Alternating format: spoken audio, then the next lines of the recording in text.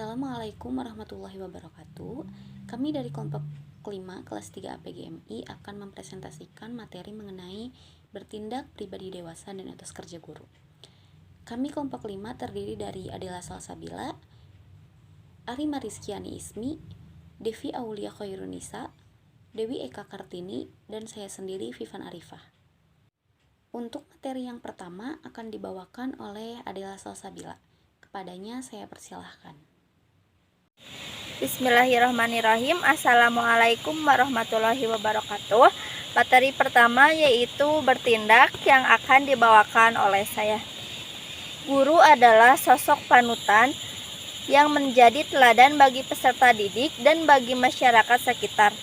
Maka sebagai teladan, hendaknya guru bertindak sangat hati-hati sesuai dengan norma-norma yang berlaku dalam masyarakat. Norma-norma itu diantara lain norma agama, norma hukum, norma sosial, dan norma yang berkaitan dengan kebudayaan nasional Indonesia. Yang pertama yaitu bertindak sesuai dengan norma agama. Norma agama adalah norma atau kaidah yang bersumber pada ajaran agama, di mana setiap pemeluk agama tersebut harus menaatinya. Jika norma itu dilanggar, maka pelanggar akan mendapatkan sanksi agama. Yang kedua yaitu bertindak sesuai dengan norma hukum. Norma hukum adalah antara aturan sosial yang dibuat oleh lembaga-lembaga tertentu seperti pemerintah atau eksekutif dan legislatif yang dengan tegas dapat memaksa setiap warga negara agar berperilaku sesuai dengan hukum yang berlaku. Pelanggaran terhadap hukum adalah berupa sanksi denda sampai hukuman fisik atau dipenjara bahkan hukum mati. Norma hukum ada yang tertulis dan ada juga yang tidak tertulis. Norma yang tertulis yaitu berbentuk perundang-undangan. Dan norma hukum yang tidak tertulis lazim disebut hukum adat.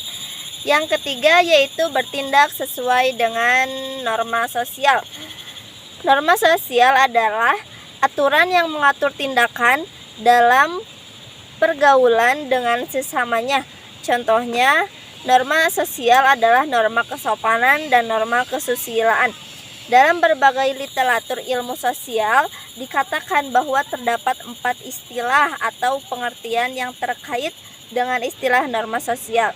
Masing-masing istilah tersebut juga memiliki tingkatan penekanan yang berbeda-beda, karena setiap tingkatan menunjukkan kekuatan yang berbeda dalam penerapannya dan pemberlakuannya. Yang ke-1, cara menunjukkan pada suatu bentuk perbuatan. Norma ini mempunyai kekuatan yang sangat lemah dibanding dengan kebiasaan. Yang kedua,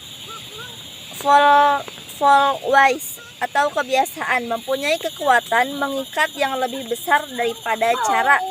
Yang ketiga yaitu tata kelakuan, mencerminkan sifat-sifat yang hidup dari kelompok manusia yang dilaksanakan sebagai alat pengontrol, baik sadar maupun tidak sadar, oleh masyarakat terhadap anggota-anggotanya. Yang keempat yaitu kustom atau adat istiadat, merupakan kebiasaan yang berlaku di masyarakat. Adat istiadat yang melekat di masyarakat. Sekian dari saya. Mohon maaf bila banyak kesalahan. Baik, terima kasih kepada Adela Salsabila. Selanjutnya akan dipresentasikan oleh Arima. Kepadanya saya persilahkan. Baik, di sini saya akan memaparkan mengenai pribadi dewasa. Pribadi dewasa menjadi salah satu persyaratan guru atau tenaga pendidik. Dengan kata lain bahwa bagi seseorang yang akan menerjunkan dirinya ke dunia guru atau pendidik, salah satu persyaratannya adalah sudah dewasa. Guru yang dewasa adalah guru yang mampu menahan dan mengendalikan diri dalam berbagai situasi yang dihadapi, mulai dari mengendalikan pikiran, kata-kata, sikap, menguasai emosi, dan sejenisnya. Guru yang dewasa pastinya bijaksana, memiliki sikap empati, yakni mampu merasakan perasaan peserta didiknya dan tidak hanya mementingkan perasaannya, sehingga mampu menerima berbagai kekurangan orang lain dan peserta didiknya.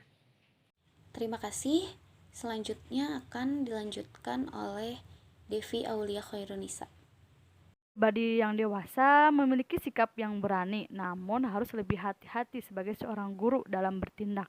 Contohnya, yang pertama yaitu menjaga tutur kata dan tindakan. Menjadi seorang guru adalah seseorang yang menjadi suri tauladan yang digugu dan juga ditiru, sehingga kita sebagai calon guru harus bisa lebih menjaga dalam perlakuannya ataupun tutur katanya yang dilontarkan, karena bisa mempengaruhi perkembangan peserta didik kita juga. Kemudian yang kedua, tidak ceroboh dalam mengambil keputusan. Dalam mengambil keputusan pun tentu tidak boleh ceroboh ya, tidak boleh tergesa-gesa ataupun terburu-buru, melainkan mengambil keputusannya yang tepat. Karena seorang guru itu kan harus bisa lebih berpikir luas, apalagi yang dihadapinya itu adalah peserta didik. Jadi jika berpikir secara ceroboh atau terburu-buru bisa mengakibatkan buruk juga kepada peserta didik. Kemudian yang ketiga, menghadapi situasi sulit dengan senyum dan sabar. Bagi orang dewasa, dalam menghadapi berbagai kondisi yang sulit, tetap menghadapi dengan sikap senyum dan sabar, itu mampu sepertinya menahan amarah, tetap tenang, mantap, dan stabil sikapnya. Kemudian yang keempat, bersikap amanah.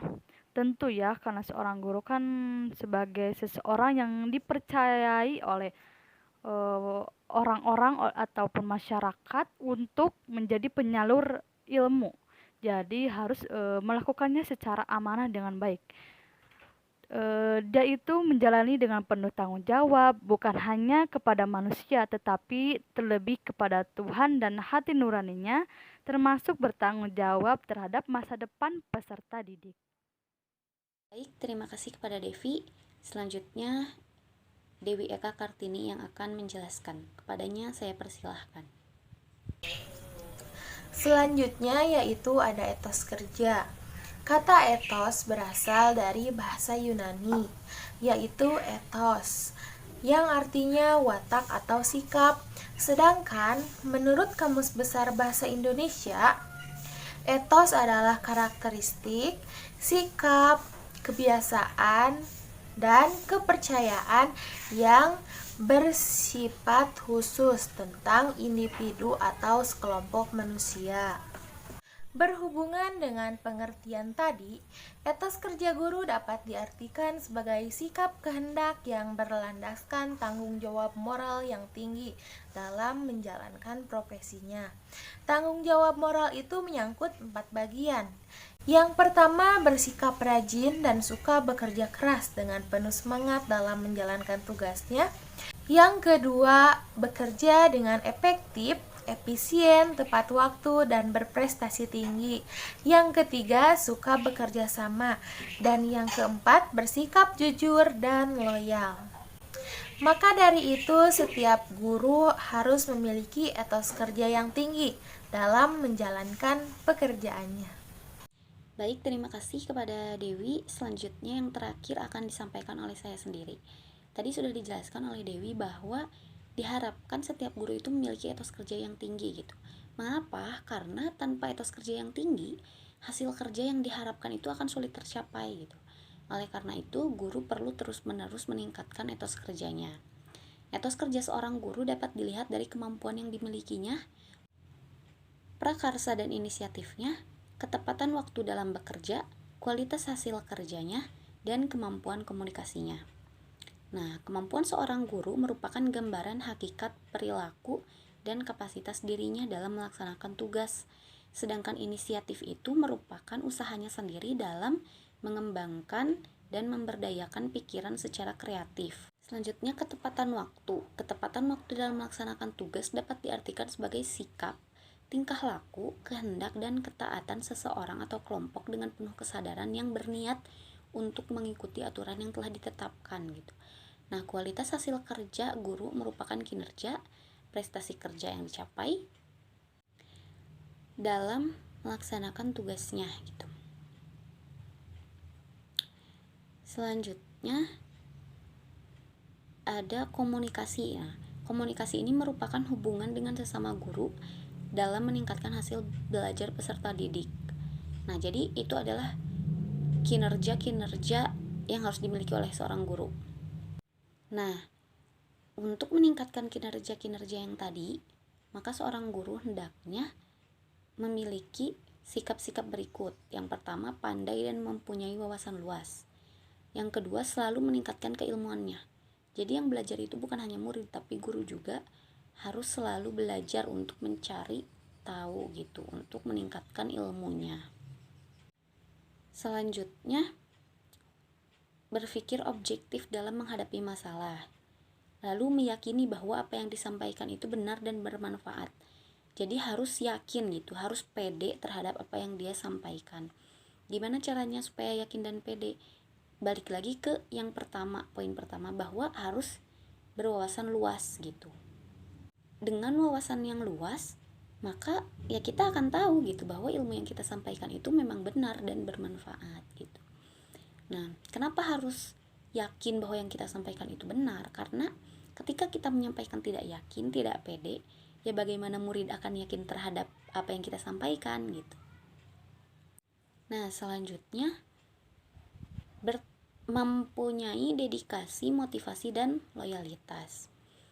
Lalu bertanggung jawab terhadap kualitas dan kepribadian moral, mampu merubah sikap peserta didik yang berwatak manusiawi, mampu menjauhkan diri dari segala bentuk pujian dan pamrih.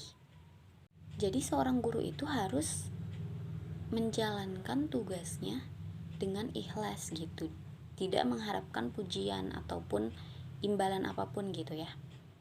Gitu. Selanjutnya, mampu mengaktualisasikan materi yang disampaikan.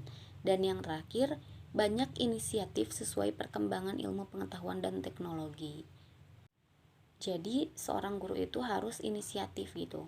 Nah, inisiatifnya juga sesuai dengan perkembangan teknologi, perkembangan ilmu gitu. Jadi harus update juga gitu. Jadi guru tuh jangan sampai ketinggalan zaman gitu. Kayak sekarang udah kurtilas ya, kita harus mengikuti perkembangan kurtilas itu seperti apa, materinya apa, teknologinya yang bisa digunakan untuk saat ini tuh apa gitu.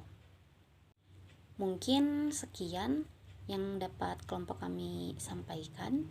Mohon maaf bila banyak kesalahan. Assalamualaikum warahmatullahi wabarakatuh.